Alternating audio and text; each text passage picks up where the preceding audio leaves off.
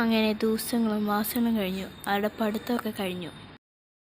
അവർക്ക് 2 പേർക്കും ഇപ്പോൾ ജോലിയും ഉണ്ട്. ഹലോ അച്ഛാ. എവിടെയാടാ മോനെ? ഞാനെടപ്പാ, ഞാൻ ഹോസ്റ്റലുണ്ട്. എന്താ അച്ഛൻ വിളിച്ചത്? പിന്നെ അച്ഛനും അമ്മയ്ക്ക് സുഖമല്ലേ? ഫോണ് കാണത്താ മനുഷ്യ. ഞാൻ സംസാരിക്കട്ടെ എന്റെ മോനോട്. മോനെ, ഇതാരെന്റെ അമ്മയോ? സുഖമാണോ അമ്മേ? ആടാ, എനിക്ക് സുഖം തന്നെയാ. നിനക്കോ? പിന്നെ നീ എപ്പോഴാണ് വരുന്നത് ഇങ്ങോട്ട്? കുറേ ഒരു പഠിത്തമായിട്ട് ഇനി ഇങ്ങോട്ട് എത്ര എൻ്റെ മോനെ കണ്ട്. ഇനിയും നീ വന്നിട്ട് ഞാൻ നിന്നോട് മിണ്ടൂല. വേണമെങ്കിലേ അമ്മേ. അമ്മയ്ക്കിപ്പോൾ എന്താ വേണം? ഞാൻ വരാം. ആ മോനെ, എന്നാ ശരി. നാളെ തന്നെ വന്നേ. ട്രെയിനൊന്നും കഴിക്കാൻ നിൽക്കരുത് കേട്ടോ. അങ്ങനെ വെക്കട്ടെ.